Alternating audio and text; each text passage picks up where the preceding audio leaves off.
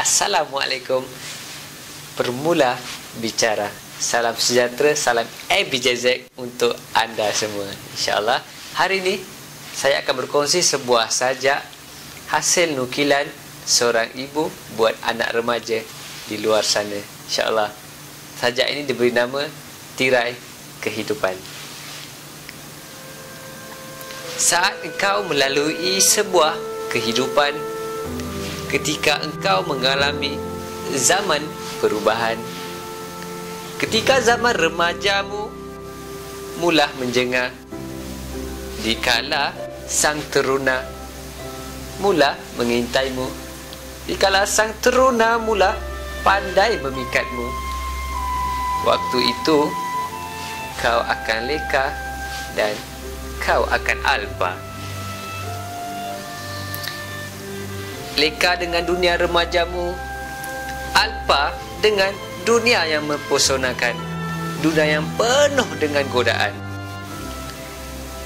Namun janganlah kau lupa, wahai remajaku, apa yang diajar oleh kedua orang tuamu. Masihkah tersemat di mindamu? Masihkah terpahat di hatimu pesanan sang guru yang tak pernah jemu mendidikmu, pesanan sang guru yang begitu menyayangimu? Dititipkan pesanan buatmu. Perintah Allah jangan dilupa. Hormati orang tua, janganlah alpa. Tanggungjawab pada agama dipikul bersama. Masih ingatkah lagi semua itu? Masih ingatkah lagi, wahai putera dan putriku sekalian? Ingatlah pesananku ini. Janganlah kau terpesona dengan pujukan cinta yang bakal menjerumusmu ke lembah hina.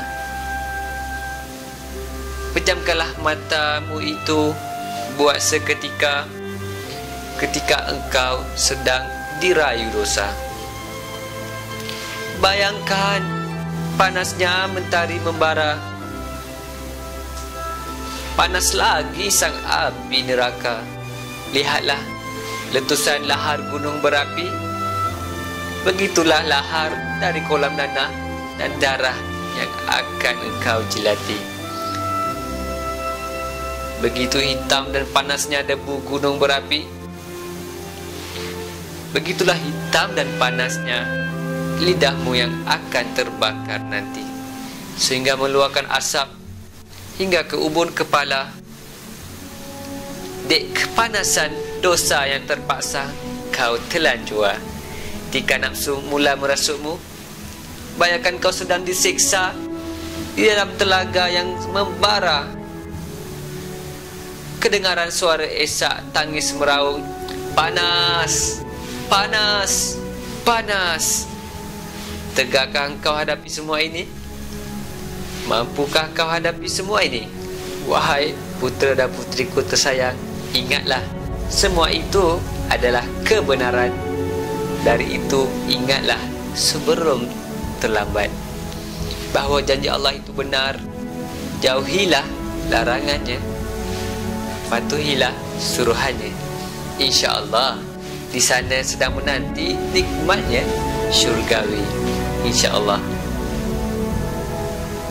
Itulah saja hasil nukilan seorang ibu yang diberikan untuk semua anak-anak muda di luar sana, untuk remaja belia. Mudah-mudahan kita ingat